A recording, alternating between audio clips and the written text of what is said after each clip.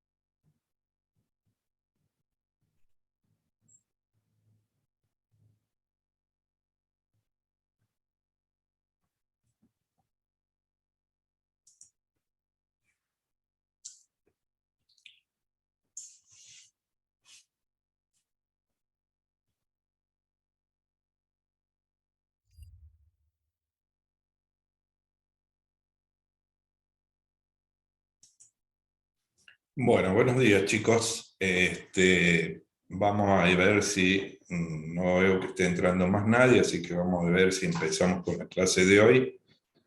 Ya saben, como siempre, esta clase la vamos a grabar y les voy a subir después un link para que ustedes puedan consultarla de manera sincrónica. Lo mismo que la presentación que yo uso, también se la voy a subir a autogestión como he hecho con las clases anteriores. Análogamente, también la tienen disponible en la UB, en el curso de la UB, por lo menos al material del teórico. El del práctico veo que el profesor Cartier no subió nada a la UB, pero en el caso del teórico sí tienen disponible tanto las clases grabadas como el material de consulta, las presentaciones, incluso en el caso de la clase pasada que veíamos lo que eran límites, le subí los ejercicios esos resueltos que les mostraba y también le subí lo que es la parte de la tabla de límites notables que le puede ser de utilidad. ¿Sí? Sí, Carlos la sube generalmente solamente a la autogestión, pero en el caso mío lo tienen duplicado, tanto en la autogestión como en la plataforma de la V. En principio, les recuerdo, esta sería la última clase virtual. Ya a partir del próximo día lunes, 2 de mayo, las clases retomaría la actividad presencial para los primeros años y en principio no es seguro, eso me imagino que se los confirmarán, puede haber alguna modificación. El aula destinada a este curso es el aula 405, que está en el edificio en Chaborrondo. Ustedes, si ustedes entran por el pasillo, digamos, entran por la puerta principal de la facultad, van a ver que tienen como pasando el área de la guardia, tienen como un camino que se dirige a la izquierda, siguen caminando por ahí derecho, van a encontrar un edificio que se llama Ingeniero Benito Poceto, que es el laboratorio de informática, pasan ese edificio y el que está inmediatamente al lado, que tiene una entrada vidriada, es el edificio en Chaorrondo, y el que está el aula destinada para análisis matemático 1 de este curso es la 405, es la que está en planta baja. Ahí mismo en ese edificio, entonces, que tiene un ingreso vidriado, ustedes van a encontrar el aula 405 en planta baja. En principio, esa es el aula que nosotros usualmente tenemos destinada, y en principio sería el aula que por ahora nos han indicado que sería la misma. No hay ninguna información ni en contra ni ratificando, pero en principio eso es lo que se había decidido desde Secretaría Académica. O sea que el día lunes que viene ya nos estaríamos encontrando en forma presencial para el dictado. Eso se los comento como información adicional. Bien, entonces ya saben, como siempre, yo para darle las clases voy a detener, para darle la clase virtual voy a detener el video para que no me ocupe el lugar de la pantalla. Si tienen alguna duda, no duden en abrir el micrófono y consultar. ¿Estamos de acuerdo? Sí, profe. Mira, el aula es por materia, no necesariamente la misma aula en todas las materias, porque el número de alumnos en las distintas materias, acá Tomás preguntaba, cambia. O sea, depende de la asignatura, a veces la distribución de aulas, debido a que hay materias que tienen menos cantidad de alumnos, entonces en un mismo curso, entonces le destinan un aula de menor capacidad y para la materia siguiente se tienen que trasladar a un aula de mayor capacidad debido al número de alumnos. En el caso de análisis, las comisiones suelen ser grandes debido a, mismo que en álgebra, física, debido a que están, digamos, agregados a los alumnos regulares, es decir, a aquellos que están haciendo un curso regular o son ingresantes 2022, está agregada la gente que está haciendo el recursado de la asignatura Por eso los números suelen cambiar, sobre todo en las materias básicas, que serían las materias como análisis, álgebra, física. Por eso me imagino que les van a informar en las otras asignaturas si tienen una aula diferente. Para análisis, esa es el aula que teníamos destinada, sigue figurando esa aula en nuestro sistema. Por ahora no va a haber modificaciones. Yo, si me llegase a enterar antes de que hubo un cambio, alguna modificación, les voy a publicar en autogestión, igual que les publicábamos las reuniones, les voy a publicar cuál sería el aula en la cual, digamos, vamos a tener clase el próximo lunes, si es que todo se mantiene en la normalidad que se había definido, y significa que retomaríamos la actividad presencial. ¿Estamos? Bien. Entonces, vamos a empezar. Como les decía, voy a detener el video. Ya saben, cualquier duda que ustedes tengan, no duden en abrir el micrófono y hacer la consulta, no hay problema. Bien, vamos a ver entonces el tema de hoy.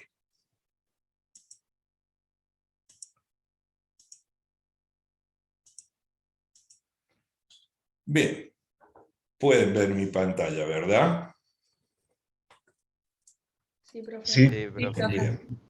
Bien, lo que vamos a ver hoy es una extensión del concepto que empezamos a ver la clase pasada. Nosotros la clase pasada empezamos a estudiar cómo es que se hace digamos, el análisis del comportamiento de la función en un punto en particular, con el objetivo de detectar si existía algún conflicto, es decir, si la función era discontinua porque no había imagen del punto, o incluso en el caso de que la imagen existiese, si el límite también existe, y por lo tanto yo puedo decir que si la imagen y el límite son coincidentes, entonces podíamos decir de que la función era continua. Eso es lo que vimos en la clase pasada.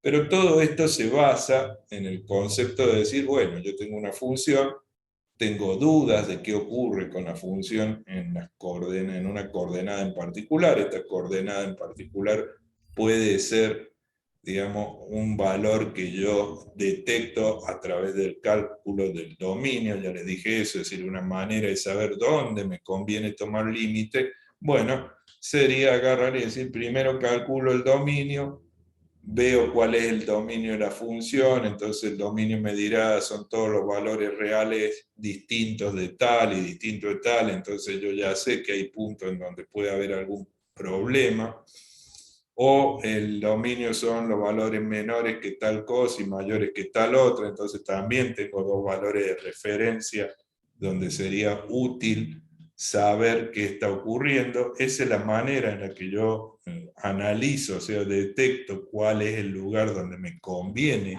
hacer un estudio a partir del uso de los límites. Pero ahora vamos a ver otro concepto asociado a los límites, porque de hecho nosotros en todo esto que hemos hablado nos hemos referido siempre a un problema de cálculo debido a que X toma un valor que me, digamos, ocasiona ese problema de cálculo. Ahora bien, cuando nosotros trabajamos, a pesar de que hemos visto las discontinuidades, como les decía, hemos analizado una función, hemos visto como por ejemplo en este caso, si yo analizo el dominio, puedo darme cuenta que esto es una división, no se puede hacer cero el divisor, el valor que lo hace cero es 2, entonces se me ocurre que sería útil estudiar la continuidad en la coordenada 2 para ver cómo se comporta y demás. Bueno, entonces yo hago un estudio a través del límite para X que toma un valor concreto, es decir, se aproxima al valor 2. Pero ocurre que cuando yo veo una función como esta, una homográfica, me doy cuenta que estos problemas de cálculo que me significan la presencia, por ejemplo, de una asíntota vertical, no solamente se dan a valores X, sino que en un caso como este, que es un ejemplo muy clásico, ustedes saben que además del valor X que representa la asíntota vertical y que sería el valor que anula el denominador, veo que hay un problema a nivel de valores y, porque acá hay un valor y, que es el valor 2, que también ofrece una gráfica, o sea, ofrece en términos gráficos un comportamiento similar a lo que ocurre con el valor x, es decir, el valor y no está disponible, y igual a 2 no está disponible, y cuando yo me acerco a ese valor y veo que los valores de la función, bueno, se alejan y hay como una especie, llamémosle así, de salto infinito, pero también no solo con relación al valor x, sino con relación al valor y. Es decir, hay lo que nosotros denominábamos una asíntota horizontal. Además de la vertical, hay una asíntota horizontal. Entonces, la pregunta que nos vamos a hacer es la siguiente. Nosotros sabemos ya, porque hemos estudiado los métodos y demás, cómo puedo hacer para saber qué pasa en x igual a 2. Pero el asunto es preguntarnos, ¿cómo podemos hacer para tomar o saber el comportamiento que tiene esta función con relación al valor y? Porque acá, con este límite, nosotros podíamos detectar la presencia de la asíntota vertical, identificarla, saber cómo era la gráfica y demás, porque acá x tiende a un valor bien concreto, que es el 2, entonces yo puedo saber qué pasa con los distintos métodos de estudio. Pero ¿cómo procedemos con los valores y? ¿Cómo podemos hacer para, utilizando la misma herramienta, porque de hecho es la herramienta que está diseñada para eso? Es decir, ¿cómo podemos hacer utilizando límites para comprobar que la función se acerca o tiene un problema con la imagen 2, con y igual a 2, no con x igual a 2, sino con y igual a 2? Siendo que el límite plantea que yo tengo que estudiar lo que ocurre cuando x toma un determinado valor. ¿Ven? Cuando x toma un determinado valor. Entonces, ¿qué relación puedo encontrar para estudiar qué pasa con los valores y? Cuando el problema no está en x, sino está en y. Una posibilidad sería hacer el siguiente razonamiento. Fíjense, si yo miro la gráfica de esta función que ustedes conocen, podría decir lo siguiente: ¿qué pasa si yo tomo valores x cada vez más grandes, cada vez más grandes, cada vez mayores? ¿Qué ocurriría con los resultados que yo obtendría de reemplazar a x, por ejemplo, por 10? O reemplazar a x por 12, o reemplazar a x por 15, o reemplazar a x por 20. ¿Qué ocurriría con el resultado de y? Va a ser más cercano a 2. Bien, y lo mismo puedo observar si yo me voy para el lado negativo. ¿Ven? Si yo le doy a x el valor menos 12, el valor menos 10 y lo reemplazo acá, entonces también voy a observar ese comportamiento. Eso me da una idea. Una manera de saber si la función tiene asíntotas de este tipo, que son horizontales, sería pedirle a x que tome valores suficientemente grandes. Entonces, lo que vamos a hacer es suponer, bueno, ¿qué pasa si yo a x le doy un valor suficientemente grande? Por ejemplo, 1000. Entonces tomo el valor 1000, reemplazo a x por 1000, hago las operaciones, y si ustedes se fijan, el resultado es prácticamente ¿cuánto? O sea, más grande que 2. 2. Uh-huh. Es un poquito más grande que 2, pero de hecho es prácticamente 2. Justamente lo que nosotros podemos observar si miramos la gráfica. Mientras más lejos estemos, es decir, mientras más grande sea el valor de x, más cerca va a estar este tramo de la gráfica de la recta horizontal. Lo mismo ocurre para los valores negativos. Ahora, es claro que utilizar valores chicos, cuando hablábamos de los límites naturales, era complicado. Y también va a ser complicado desde el punto de vista del cálculo utilizar valores grandes, porque de la misma manera que cuando vimos límites laterales, alcanzaría con que yo tome, por ejemplo, este valor 1000 y utilice solamente este valor para saber qué es lo que ocurre.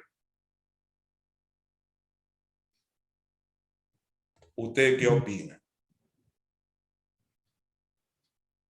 ¿Se acuerdan que cuando veíamos límites laterales dijimos con un solo valor a la derecha y un solo valor a la izquierda no me alcanzaba? Tenía que utilizar más valores. Entonces, a mí me alcanzará con tomar un valor. Aparte, seamos honestos, si yo tuviera que evaluar, no voy a utilizar 1000, 2000, 3000, porque me voy a poner renega con la cuenta. Entonces, se me podría, por ejemplo, la mala idea de tomar el valor, pongámosle, en lugar de usar 1000 o 1000, tomar el valor 10. Si yo le doy el valor 10, esto me daría 3, no me daría 2. Fíjense que acá, a la altura del 10, yo estoy a la mitad de altura entre 2 y 4, es decir, estoy en el valor 3. Conclusión, tomando un solo valor no me alcanza. Tengo que tomar más valores. Igual que antes, no me alcanza con tomar un solo valor, sino que tendría que evaluar una suficiente cantidad de veces, y ahora no con números chicos, sino con números grandes. Esa sería la diferencia. Entonces, utilizar valores muy grandes. 10.000, 10.000, 100.000. Ahora, hacer ese tipo de operaciones es muy engorroso. Si bien nosotros podríamos comprobar a dónde se acerca, porque si yo acá en lugar de reemplazar por 1000, hubiera reemplazado por 10.000, y me daría un número más parecido a 2. Y si usara el 100.000, y me daría un número aún más parecido, pero eso es muy complicado y engorroso de hacerlo utilizando valores. Por ese motivo, y como es muy engorroso el intentar hacer estos cálculos de forma manual, vamos a tomar una decisión. Y en lugar de utilizar un valor numérico como el 1000, 10.000, 100.000, lo que vamos a hacer es pedirle a X que tienda a infinito. Es decir, vamos a utilizar un símbolo. Ese símbolo que nosotros conocemos con el nombre de infinito. Eso resolvería el problema. Ahora, ¿qué significado tiene el haberle pedido a la variable que tome el valor de un símbolo? Lo primero que hay que tener bien en claro es que el infinito es un símbolo, no es un número. Su objetivo es el indicarme que yo estoy estudiando qué es lo que hace la función en valores que están lejanos al origen de coordenadas, pero no representa un número. El hecho de que no represente un número ocasiona que el comportamiento que va a tener la variable al ser reemplazada por este infinito, y el infinito tener que combinarse con operaciones normales como suma, resta, multiplicación, a las cuales hay que sumarle que van a estar involucrados números, no es análogo al de un número. Los números son valores concretos dentro del campo real que poseen dos características fundamentales. Tienen un signo asociado. O sea, cuando yo hablo de un número, el número conlleva el entender que tiene un signo asociado. Es decir, puede ser positivo, puede ser negativo. Pero además, el número tiene algo muy importante, que es el módulo. El módulo es lo que me sirve para compararlo. Es decir, de esa manera yo sé si un número es muy grande o es muy chico, y el concepto de saber su módulo, su tamaño, me sirve a la hora de entender si este número es más grande que el otro, si al restarle este número me va a dar de positivo o negativo. O sea, el tamaño es lo que me ayuda a entender las operaciones, el módulo. El problema es que el infinito, como no es un número, tiene solo una de estas dos propiedades. Los números, decíamos, poseen el signo y poseen el módulo. El infinito no es un número, por lo cual posee solamente una de las dos propiedades. Porque yo puedo poner el símbolo más infinito, lo cual significa que voy a suponer que estoy tratando de estudiar lo que ocurre muy lejos del origen, al lado derecho, donde están los números positivos, o puedo ponerle un número negativo, con lo cual tengo que entender que lo que intento hacer es estudiar lo que ocurre muy lejos del origen, a la izquierda. Pero no sé cuánto, no tiene un módulo. Lejos, lejos cuánto. Ahora, a simple vista, no parece ser muy complicado el entender o pretender asociar el infinito al proceso que yo tengo con los números. Pero eso se ve claramente en estos ejemplos que vamos a analizar. Fíjense, para aclarar esto, vamos a suponer que tengo dos valores x, el valor x1 igual a 4 y el valor x2 igual a 6, que son valores numéricos, y entonces yo sé que estos valores tienen asociados, como dijimos, un signo y un módulo, es decir, un signo, en este caso ambos positivos, y por otro lado un tamaño.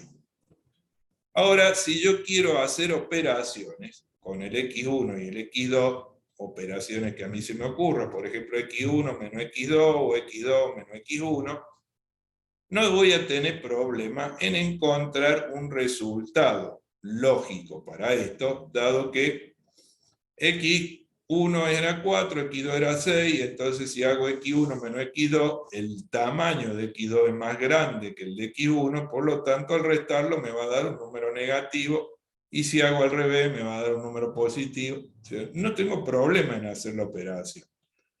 Pero ahora cambiemos el concepto y supongamos, porque de eso se trata, el decir que yo voy a pedirle a x que tienda a infinito, que yo a x le voy a dar, a x1 le voy a dar el valor infinito y a x2 le voy a dar el valor infinito, ambos positivos. ¿Qué significa eso? Y que yo estoy parándome en una posición muy lejana del lado derecho, tanto para x1 como para x2.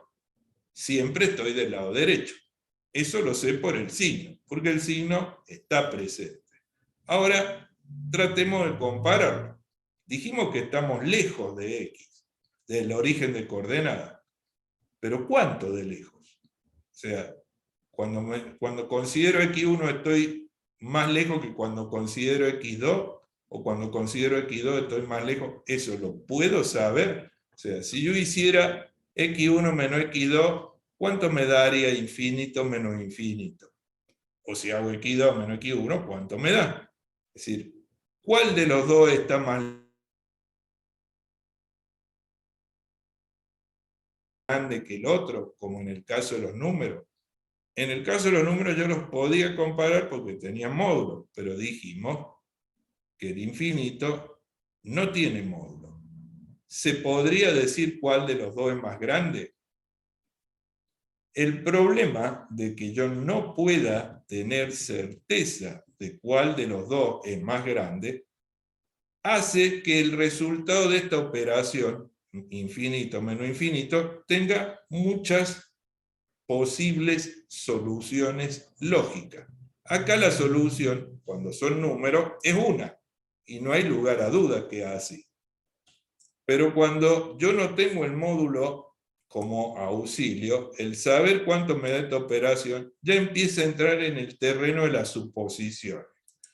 Porque yo podría decir, ¿y cuánto me da esta operación x1 menos x2 infinito menos? Y bueno, podríamos decir que es infinito. ¿Y por qué? Y porque el x1 está a la derecha, pero está mucho más lejos que el x2. Tan lejos como yo quiera. Entonces el resultado de esto es infinito. Porque asumimos que x1, como le decía, es mucho más grande que x2. Estamos mucho más lejos. Pero eso es una lógica. Yo les podría decir, y bueno, y si el x2 es mucho más grande que el x1 y estamos mucho más lejos que con x1, entonces me tendría que dar menos infinito, como ocurría acá. El módulo de x2 era más grande que el de x1, entonces me daba negativo. Eso también es posible, dado que nadie dice cuánto de lejos estamos o cuánto de grande es ese infinito. E incluso, fíjense, podríamos suponer que son parecidos, como ocurre acá. Uno es 4, el otro es 6. Entonces podríamos decir, y el infinito de x1 es muy parecido al infinito de x2. Lo cual significa que el resultado podría ser un número negativo o positivo. El asunto es cuánto de parecidos son.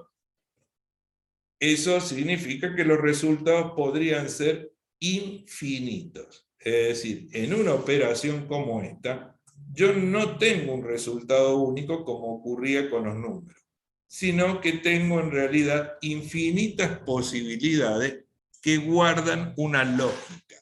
Es decir, nadie me puede discutir que yo diga que el resultado es infinito, que yo diga que el resultado es menos infinito, o que yo diga que es cualquiera de los infinitos números reales. Es decir, nadie podría decirme, ah, no, estás equivocado, no puede ser más infinito. ¿Por qué? Ah, estás equivocado, no puede ser 5. ¿Por qué? O sea, como no hay un módulo asociado, no hay ninguna posibilidad de que haya una lógica única, que haya una única respuesta. Y si ustedes se recuerdan, yo les dije en un momento que en ingeniería a nosotros este tipo de situaciones no nos sirven. A mí hay dos cosas en matemática como ingeniero que no me sirven.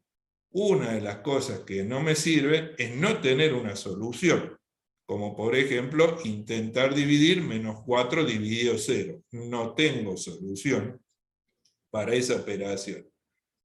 Pero tampoco me sirven situaciones como esta, en donde yo sí tengo solución, pero las soluciones que yo tengo desde el punto de vista lógico son infinitas, como sería dividir 0 por 0. Dividir 0 por 0 tiene infinitas soluciones. Dividir 4 por 0 no tiene solución. Son dos cosas distintas, pero a nosotros no nos sirven ninguna de las dos. Eso significa lo siguiente. Es una buena estrategia decir que para estudiar lo que pasa con los valores i, que sería nuestro objetivo, saber qué pasa con el valor i, darle a x valores muy grandes, y eso sería molesto para calcular. Bueno, no calculemos usando números, calculemos usando un símbolo. Ahora bien, eso nos trae aparejado otro problema. Si yo quiero evitarme calcular, que es lo lógico y lo razonable, me voy a encontrar con este tipo de problemas. Me voy a encontrar con algunas operaciones muy básicas, porque fíjense que no estamos hablando de una operación rebuscada, una potenciación, no, estamos hablando de operaciones muy elementales, muy básicas, como tratar de restar, y yo no tengo una solución. En conclusión, vamos a usar el símbolo, pero ese símbolo me va a traer aparejado, ¿sí?, una serie de situaciones que son desfavorables porque no puedo resolverlas, de la misma manera que operar con números también tenía algunas operaciones que eran desfavorables porque no podíamos resolverlas. Nosotros con los números no podíamos dividir con 0. Hay algunas cosas que con infinito tampoco vamos a poder hacer. Bueno, ¿cuáles serían entonces las indeterminaciones de cálculo? Porque nosotros tenemos en claro lo que ocurre con los números. Yo no puedo dividir por 0, no puedo elevar el 0 a la 0. Perfecto, esos son los problemas de cálculo con los números. Pero ¿cuáles serán los problemas de cálculo que trae aparejado el uso del infinito? Bien, para entender cuáles son los problemas de cálculo que pueden aparecer con el infinito, vamos a recurrir a pensar que, asumiendo que se trata de un valor grande, sin poder precisar cuánto de grande, porque eso sería adicionarle un módulo, nosotros entendemos que estamos trabajando con valores muy grandes. Bueno, vamos a tratar de ver qué lógica hay en las operaciones del infinito con los números y del infinito consigo mismo, es decir, con el infinito. Es decir, vamos a revisarla. Si encontramos que la lógica es única, es decir, que no hay distintas posibilidades como nos ocurrió de recién, vamos a asumir que ese es el resultado. Y si no, consideraremos que es indeterminado. ¿Se entiende lo que vamos a hacer? Sí, profe. Bien, entonces empecemos.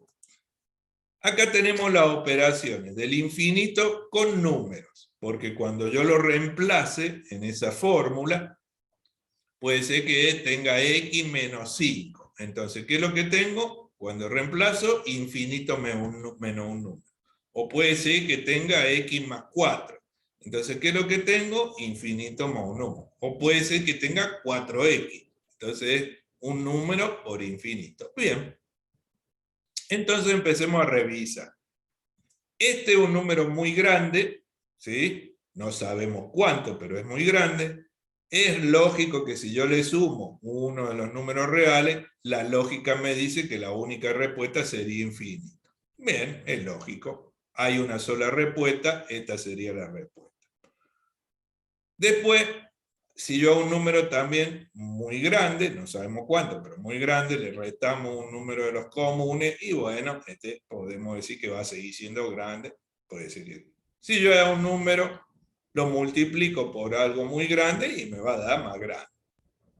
Si a un número muy grande lo divido por uno normal, digamos de los comunes, y bueno, es razonable que me dé también muy grande. Bueno, por ahora parece ser que no es tan complicado.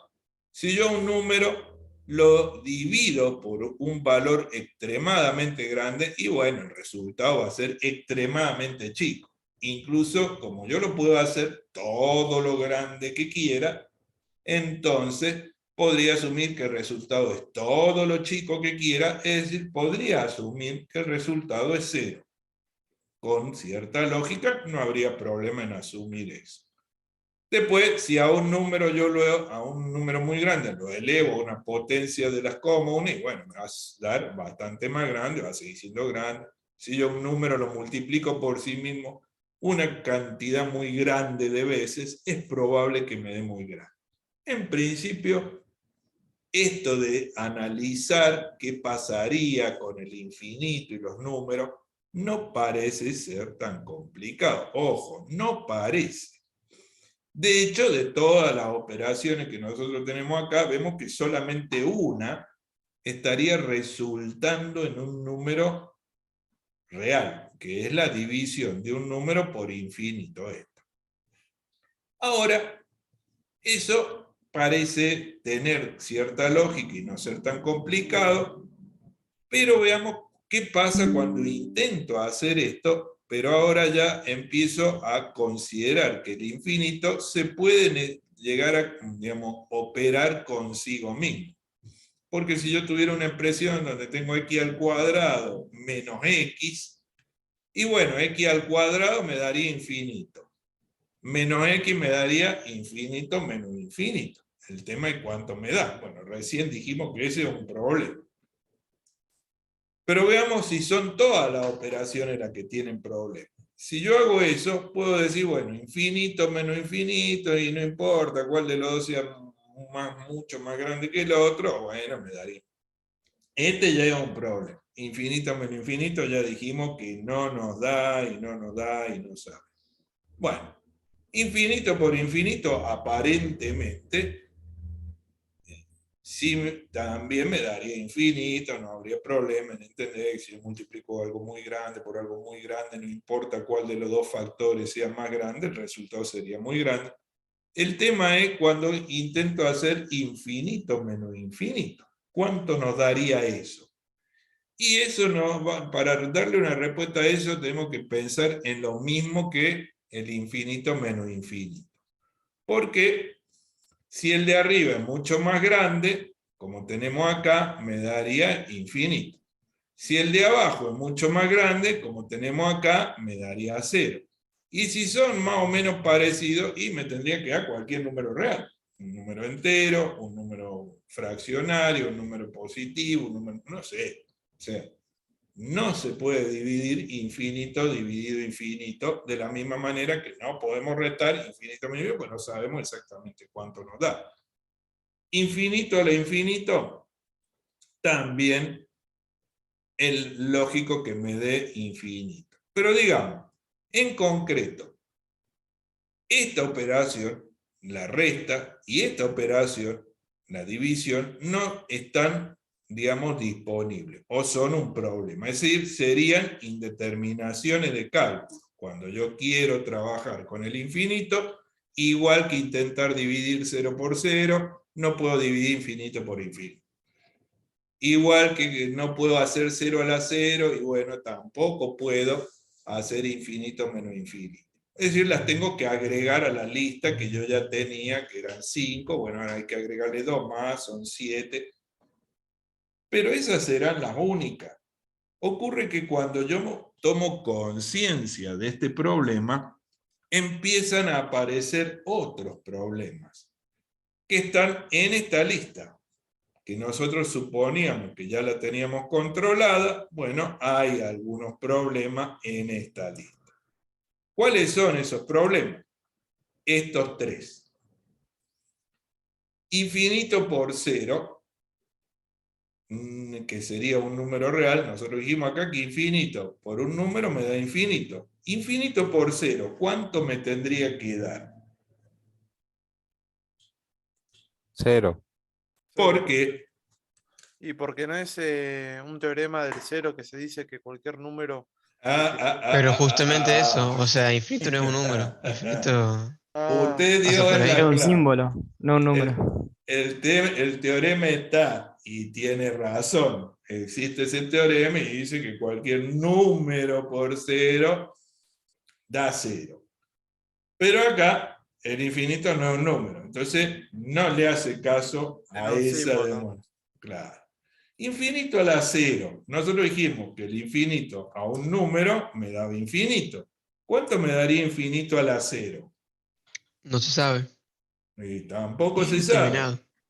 ¿Por qué? Pues, ¿Qué es lo que sabemos nosotros? Que cualquier número a la 0 me da 1. Pero ocurre que el infinito no es un número, entonces no hace eso. Y extrañamente 1 a la infinito tampoco da, porque nosotros dijimos que un número real a la infinito me debía dar infinito. Sin embargo, 1 al infinito, ¿cuánto se supone que me debería dar? 1. Bueno, le aclaro algo. Hay una demostración para cada una de estas 3 operaciones que comprueba y demuestra que efectivamente no tienen solución. Es más, le digo, por ejemplo, infinito a la 0 no tiene solución porque si yo utilizara la demostración que se usa para justificar que todo número a la 0 me da 1, cuando yo intento usar esa demostración para esta operación, caigo acá, a infinito dividido infinito, y eso sabemos que no tiene solución. Entonces, la moraleja es que debido a estas 2, estas 3 tampoco son aplicables, tampoco se pueden resolver. Debido a estas 2, cuando yo intento demostrar estas operaciones, me encuentro con un problema. Y ese problema surge debido justamente a estas 2 que nosotros tenemos bien en claro por qué no tienen solución. La moraleja es que estas indeterminaciones, que ahora no son solamente 2, sino que son 5 en total, deberíamos agregarla a las que ya teníamos como indeterminaciones de cálculo en los números reales. ¿Qué era? Dividir por 0, elevar el 0 a la 0, calcular el logaritmo de base numérica y un número positivo y un número negativo. Bueno, ese listado de operaciones que nosotros teníamos, tratar de calcular una raíz de índice par y base negativa, que no se podían hacer con los números reales, bueno, a esa lista, ahora habría que agregarle esta. ¿Por qué es importante agregarle esta? Porque acuérdense que lo que vamos a hacer nosotros concretamente es hacer lo siguiente.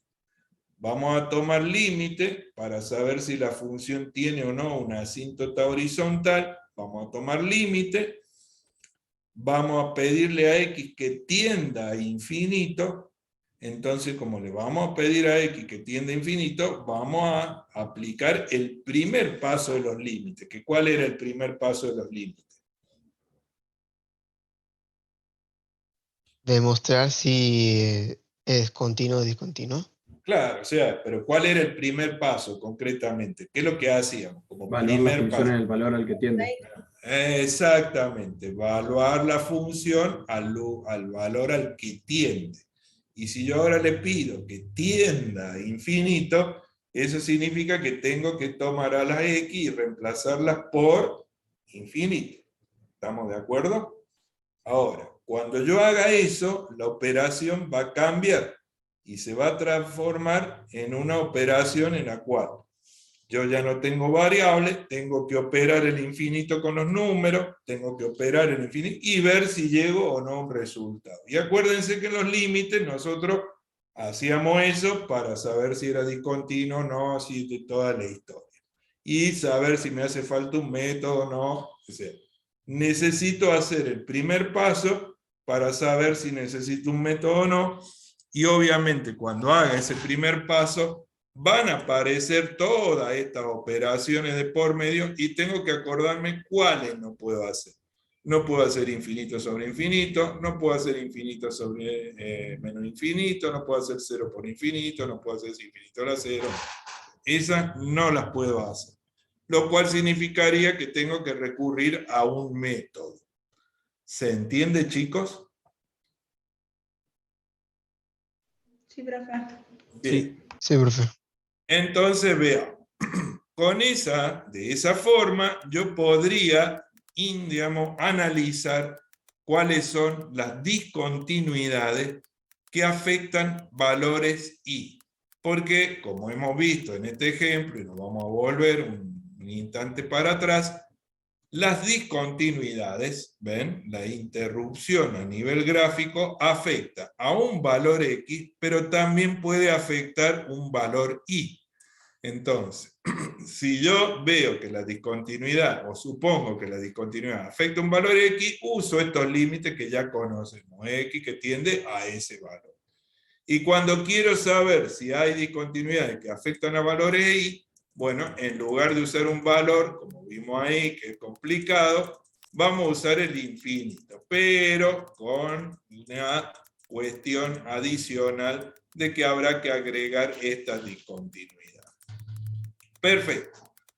Ahora, cuando nosotros estudiábamos las discontinuidades que había a nivel de valores x, deducimos que para los problemas gráficos o los problemas de interrupción que yo observaba con los valores x, había 4 categorías.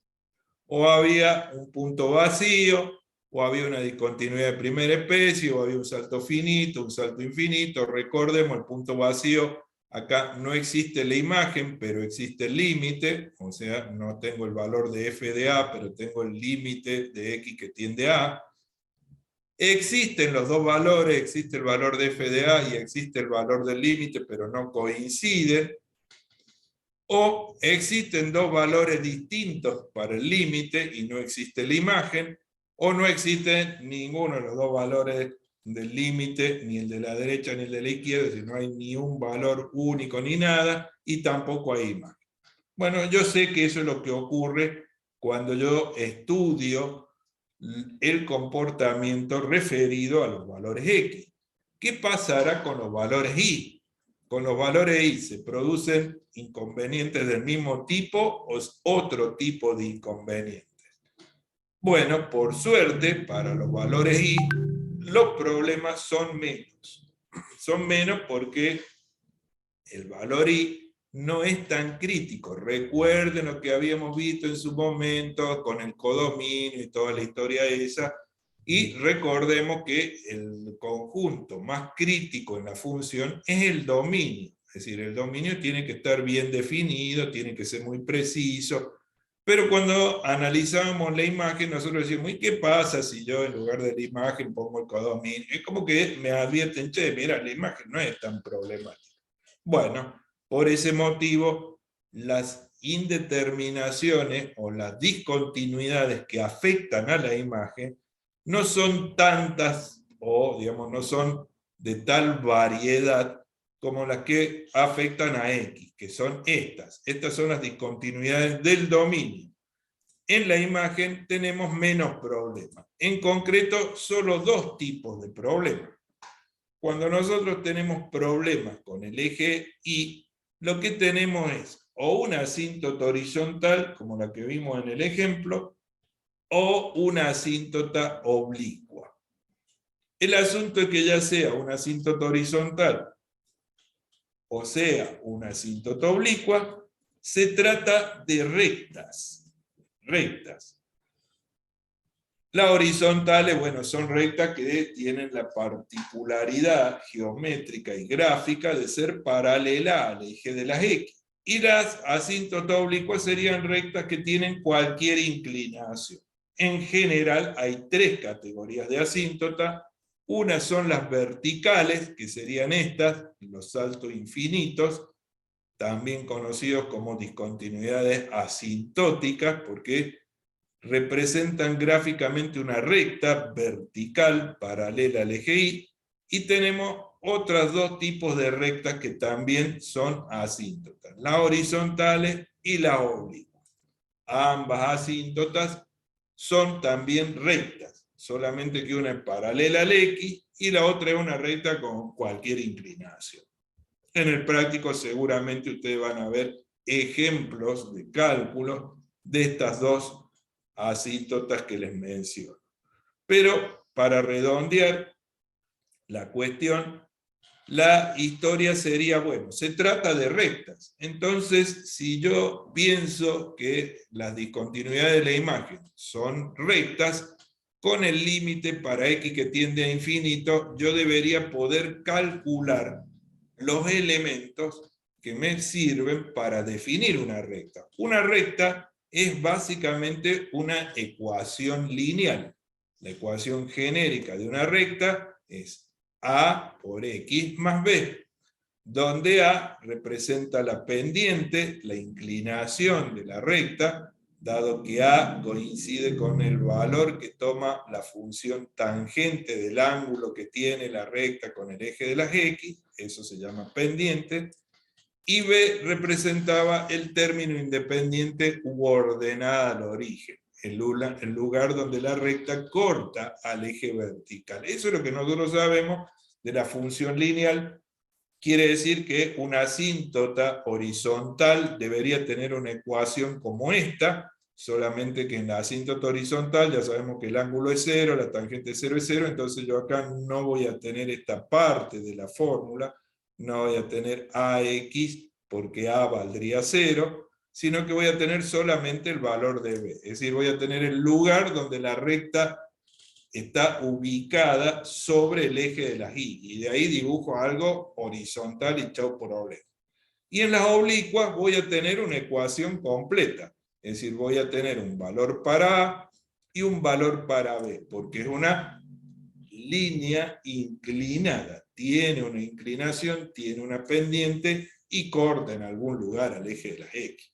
Al eje de las Y.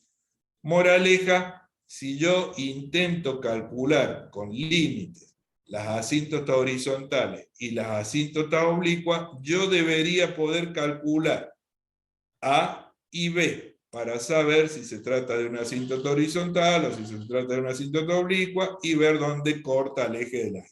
O sea, necesito fórmulas que me permitan calcular A y B a partir de límites.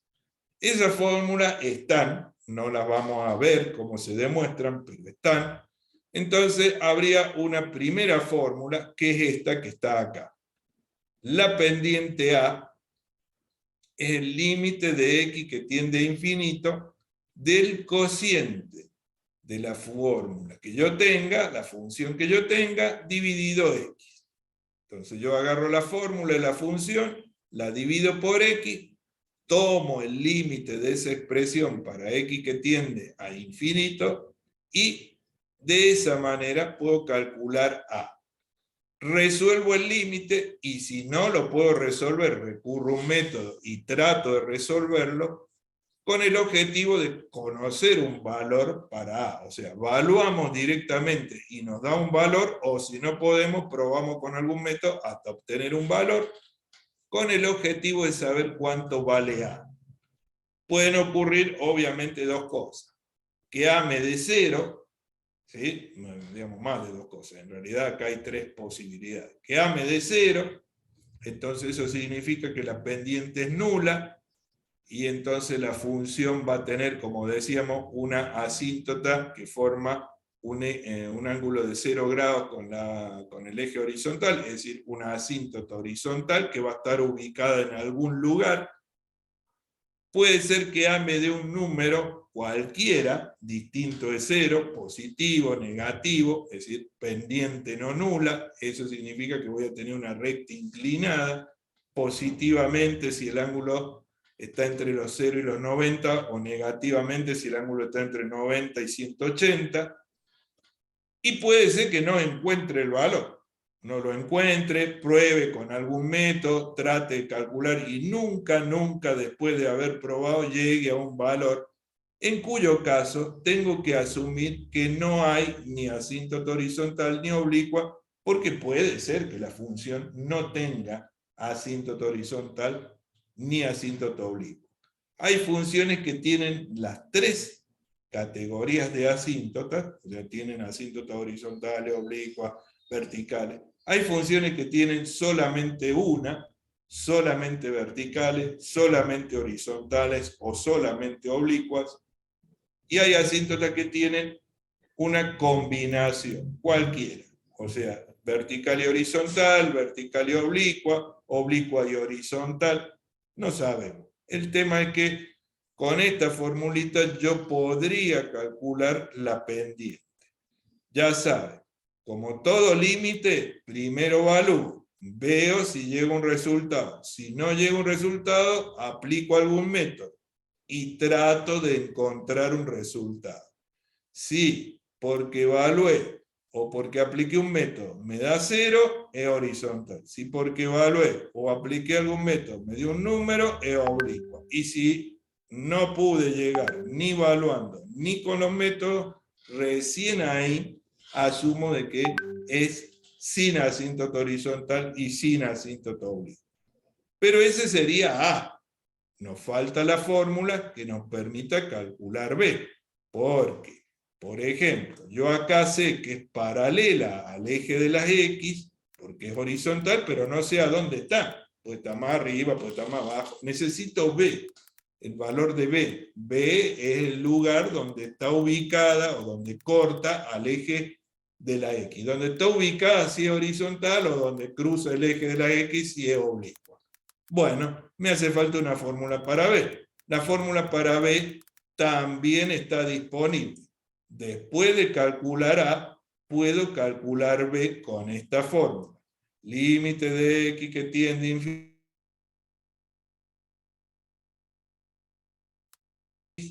menos A por X. Por eso, para aplicar esta fórmula, primero tengo que calcular A.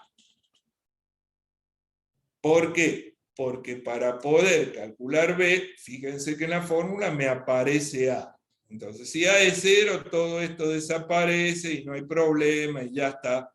Y si A no es 0, bueno, tendré que hacer esta operación y resolver. Obviamente, cuando intento calcular B, bueno, pueden darse también distintas situaciones. Si A es 0, y entonces hay asíntota vertical, este término está, si A es distinto de 0, este es la oblicua y me dice por dónde pasa sobre el eje. Entonces, si A es 0, esto me diría a la altura en donde está la recta horizontal. Y si A no es 0, me daría el lugar por el que pasa con respecto al eje de la vertical. ¿Sí? Acuérdense. Si A es 0, si A no es 0, ¿qué es lo que ocurre? Bien. Puede ocurrir que B también me dé 0. Bueno, si B me da 0, ya saben que eso significa que va a cruzar sobre el eje sobre el origen de coordenada, o si A es 0 es porque corta en el origen. Eso ya lo saben. Es cuestión de calcular a B, armar esto y ver cómo es la gráfica de esta recta. En fin, no es más que eso. También puede ser que no lo encuentre, o sea, intente resolver, evaluando no me dé, aplique un método, no me dé, y trate, y nunca llegue a un resultado. Bueno, pero ya tengo las dos fórmulas disponibles para estudiar qué pasa con las discontinuidades a nivel de la imagen, es decir, a nivel de valores I. Igual, si ya no existe A, no creo que puedas encontrar B, ¿o no? Exactamente, es decir, sería lo lógico. ¿Sí? Sería lo lógico que si no hay pendiente ya no pueda calcular o no valga la pena calcular B. ¿Se entiende? Sí. Bien, pero como siempre, para que esto nos quede un poco más claro, vamos a tomar un ejemplo. ¿Sí? No nos olvidemos que en todos los casos, primero está el primer paso que hay que evaluar y el método si no llego a obtener un resultado. Bien. ¿Por qué se lo aclaro? Porque fíjense que si ustedes evalúan infinito sobre infinito, es muy probable que esto les dé una indeterminación, entonces, ya está, no lo encuentro, no tiene, no. Hay que intentar aplicar un método para encontrar el resultado, no se olviden de eso. Porque por la misma estructura de la fórmula que tiene el cálculo de A, es obvio que es muy probable que me quede infinito sobre infinito, entonces, ya está, no tiene, listo. No, hay que intentar calcular. Siempre hay que intentar calcular y en ese segundo paso están involucrados los métodos. Ahora, hablando un poquito de los métodos. Nosotros, ¿cuántos métodos teníamos disponibles para calcular límites? A ver si alguien se acuerda, lo vimos en la clase pasada.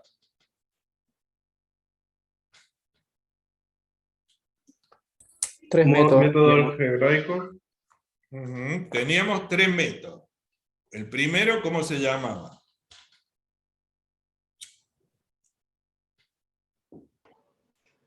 ¿El de los ¿Cómo era? laterales era?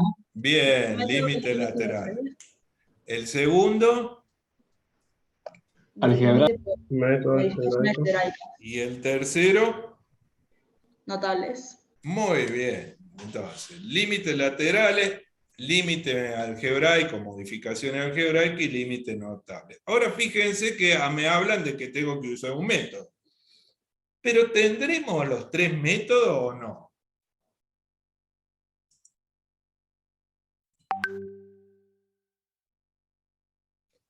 Por ejemplo, ¿qué significaría tratar de aplicar el primero de los métodos? Límites laterales. Que nosotros, ¿qué es lo que hacíamos con los límites laterales? Buscar valores cercanos al punto. Bien. ¿Y acá cómo hago para buscar valores cercanos a infinito? ¿Puedo? No. ¿No? Bien. Eso desde ya les advierte que para resolver estos límites tienen un método menos. Porque no me sirven los laterales. No tiene sentido de hablar del método de límites laterales, dado que no me puedo acercar por derecha e izquierda a algo que no es un número.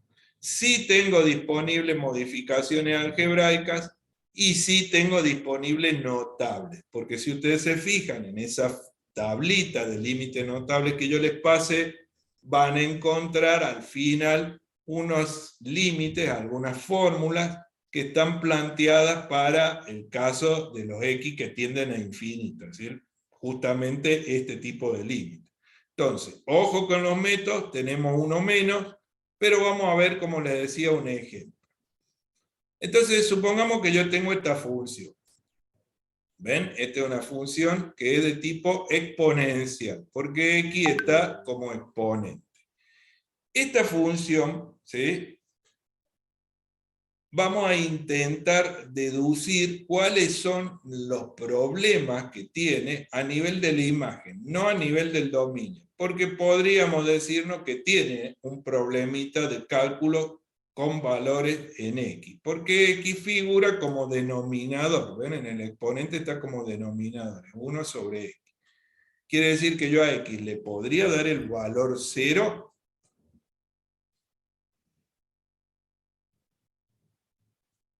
No.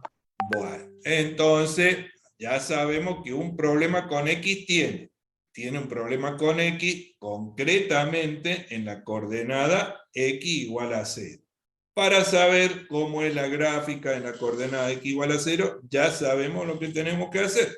Tendríamos que tomar límite para X que tiende a 0 y tratar de resolverlo.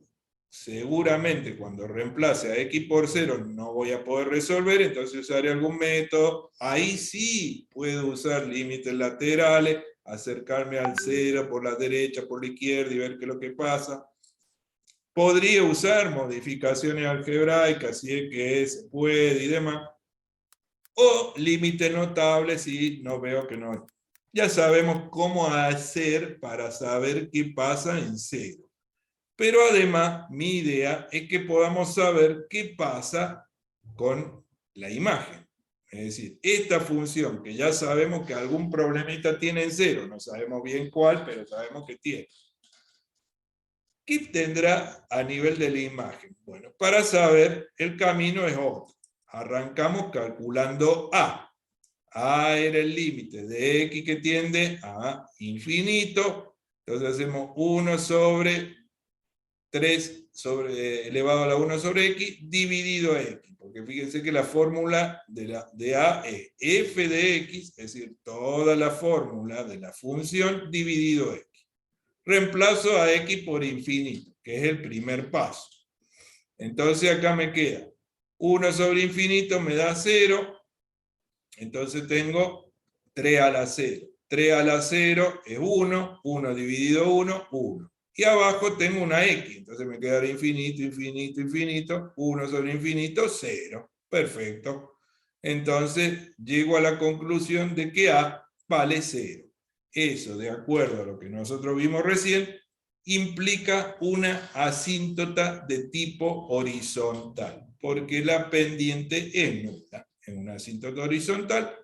Fíjense además que yo he utilizado acá un doble signo, más y menos.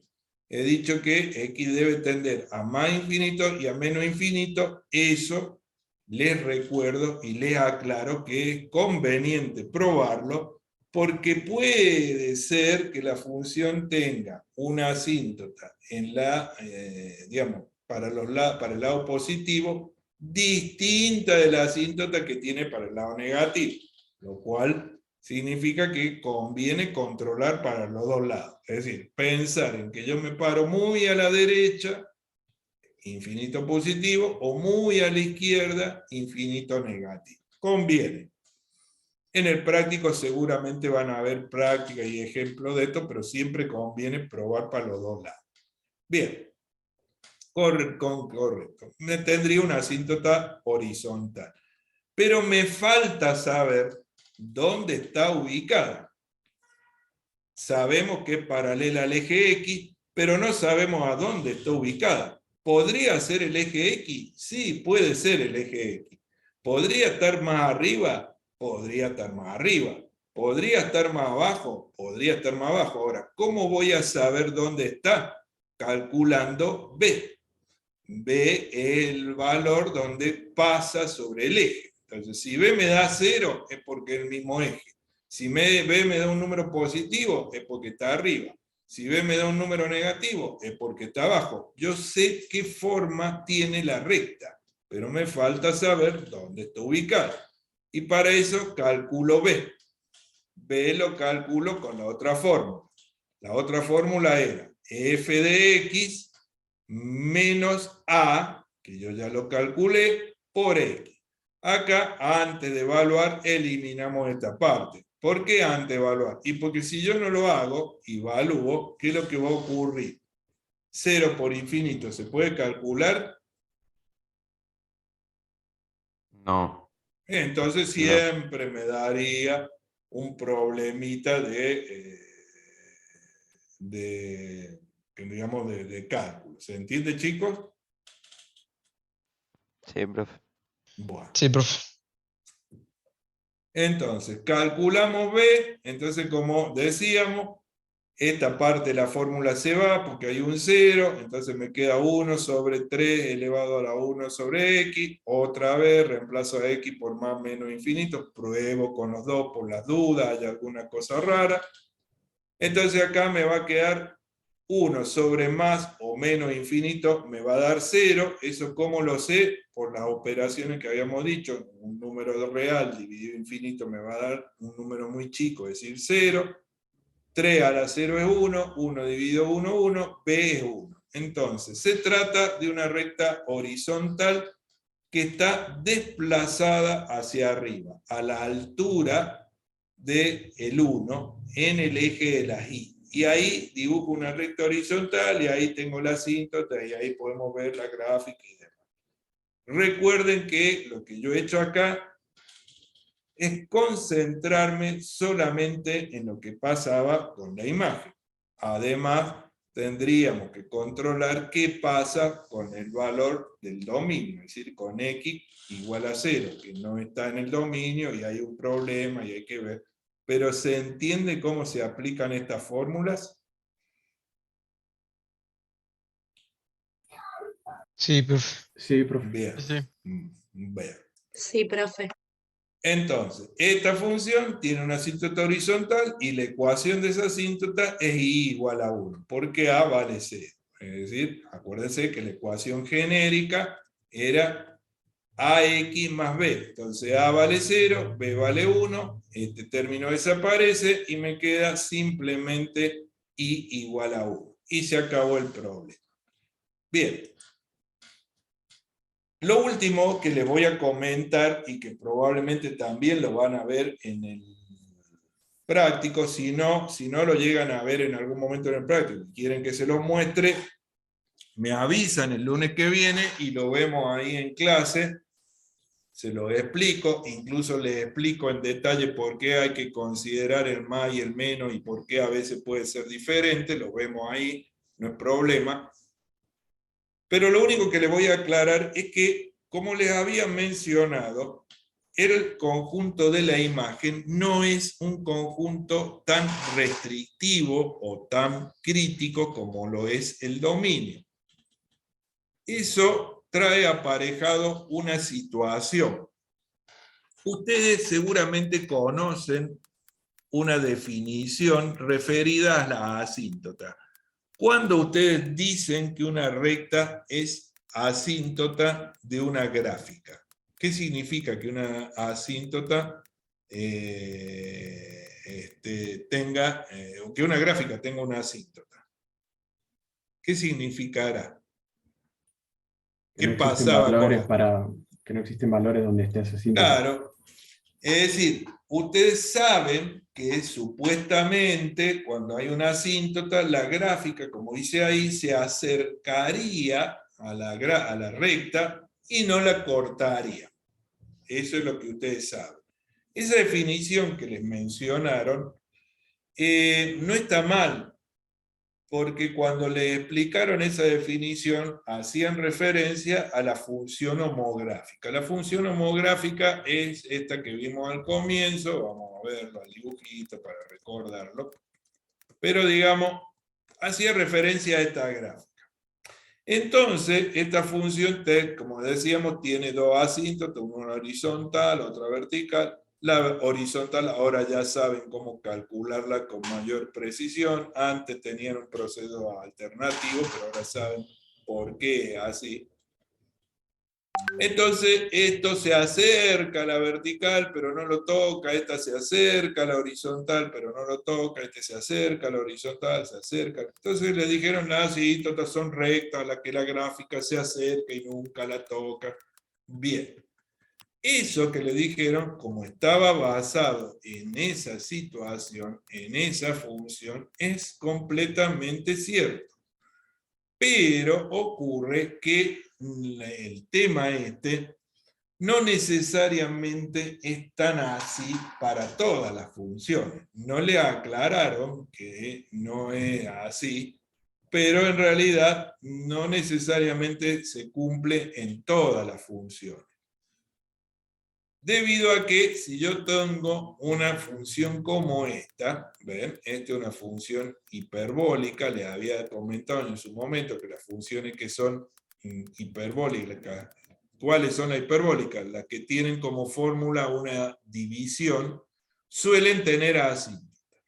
La gráfica de esta función es esta que está acá, en donde en la coordenada 3, x igual a 3, hay una asíntota vertical, y en la coordenada 1 hay una asíntota horizontal.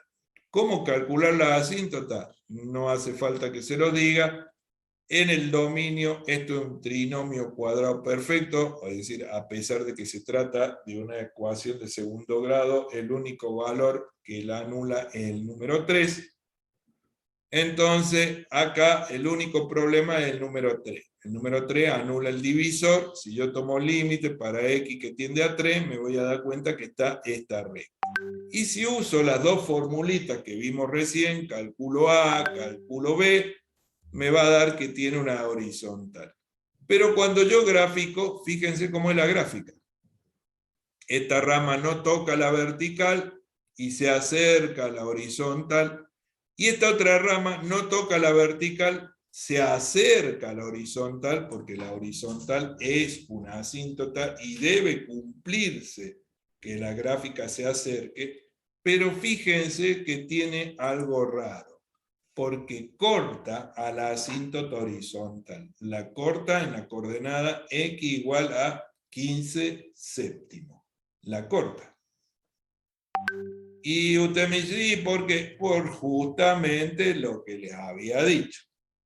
Las asíntotas horizontales y oblicuas trabajan sobre la imagen. Y la imagen es un conjunto que no es tan restrictivo como en el dominio. Cuando yo defino el dominio de la función, ya sé que el número 3 no tiene que estar, porque haría 0 el divisor. Y ese número nunca va a estar en las operaciones de cálculo. No lo puedo usar. Conclusión, a la asíntota vertical nunca la voy a cortar. Nunca. A la vertical no la cortamos nunca. Eso quédense tranquilo que es así. Pero las horizontales y la oblicua no trabajan en el dominio. Trabajan afectando valores y, por lo cual, pertenecen al otro conjunto, a la imagen. Y alguien me dijo al comienzo, che, mira que si no tenés la imagen, podés usar el codominio. ¿Y qué es usar el codominio? Y es un conjunto más grande que tiene la imagen.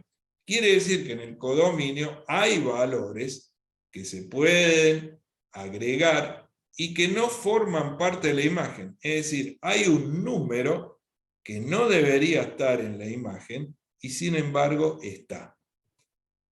Eso significa que cuando yo trabajo con las discontinuidades del dominio, estoy seguro de que no va a haber corte. Pero cuando trabajo con las discontinuidades de la imagen, puede haber corte. Puede haber comportamientos que son extraños comparativamente con lo que yo suponía. Eso nos va a obligar a que en los procesos de cálculo del práctico yo tenga que controlar si se puede dar esta situación. O sea, tenga que verificar si es posible que haya un corte o no. De la misma manera que ya les dije, esto lo verían en el práctico. Es decir, en el práctico les mostrarían estas situaciones extrañas y les dirían cómo es que se hace esa verificación. Si por algún motivo no lo llegan a ver, me avisan y veremos un par de ejemplos para aclarar esta situación. Es decir, vamos a ver después ya en clase un par de ejemplos, por qué tenemos que verificar palma de menos infinito, por qué tenemos que verificar si hay corte o no. Vamos a verlo en ejemplos como con este ejemplo en donde se ve claramente la posibilidad. ¿Quedó claro, chicos? Sí, profe. Sí, profe. Bien. Sí, profe. Esto básicamente cierra la primera parte del programa, que es continuidad, en la cual nosotros ya hemos visto cómo estudiar el comportamiento de la función tanto a nivel de valores X como a nivel de valores Y. En la clase que viene, que si todo, digamos, sigue en el terreno de lo normal, debería ya ser presencial, bueno, discutiremos algunas cosas si ustedes ven que tienen alguna dificultad. Y ya nos estaríamos preparando para pasar a la segunda parte, que es el cálculo diferencial. ¿Queda claro, chicos? ¿Alguna duda? ¿Algo que quieran consultar? No, profe, por ahora no. Bien, perfecto. Cualquier cosa tenemos el video, ¿no, profe? Sí, sí. Sí, le subo el video, le subo la presentación y bueno, después, ya si nos encontramos me avisan y revemos alguna cosa que pueda haberles quedado pendiente. ¿Estamos? Dale, buenísimo. Gracias, Listo, profe. Gracias, Perfecto, profe, nos nos vemos, vemos. gracias, Muchas gracias, Nos profe. vemos, Chao. profe. Nos vemos, Profe, por la Hasta clase, luego. nos vemos. Nos vemos, chicos. Chao, profe. Nos vemos el lunes, profe. Nos vemos, gracias. Chao, profe, gracias por la clase, que tenga buen día. Gracias, igualmente, chicos.